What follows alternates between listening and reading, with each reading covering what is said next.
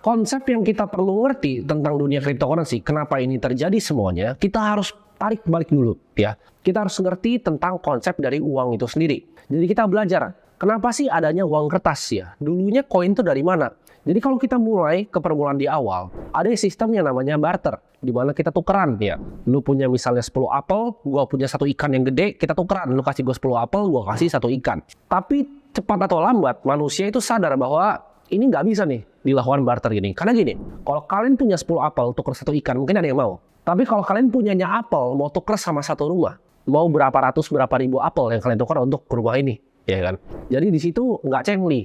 Dan problemnya dengan misalnya buat yang punya apel atau punya ikan, kalau ditukar sama rumah, mungkin proses transaksinya lama, dan begitu udah transaksi nih apel sama rumah, apelnya udah basi. Uang itu kan adalah transfer antara value. Transfer antara value. Barter kalian punya apa? Transfer value. Manusia itu ras yang pintar dan sangat cepat beradaptasi. Jadi kalau metode transfer value-nya ini lebih jelek dibanding yang baru, dia cepat untuk pindah. Habis dari pertama kali barter, kita coba untuk pakai kerang gitu.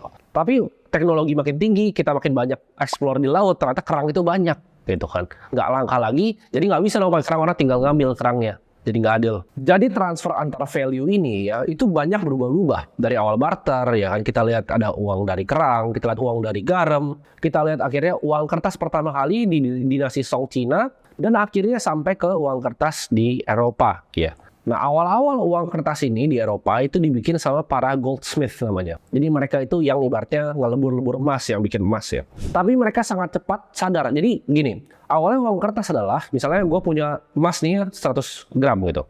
Gue kasih lu kertas bukti bahwa lu punya emas di gua nih. Gue pegangin emasnya, lu ambil kertasnya bahwa lu punya emas ini. Jadi awalnya itu adalah kontrak untuk emas. Tapi seiring berjalannya waktu manusia kan serakah. Nah orang-orang para yang bikin emasnya ini mikir, kalau gue bohongin dia gimana ya? Jadi gue bilang aja ini kontrak emas 100 gram kan kertas doang, emasnya nggak usah ada.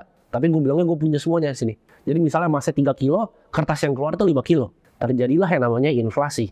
Ya. Jadi nilai kertasnya ini akhirnya lama-lama turun karena emasnya tuh nggak beneran ada.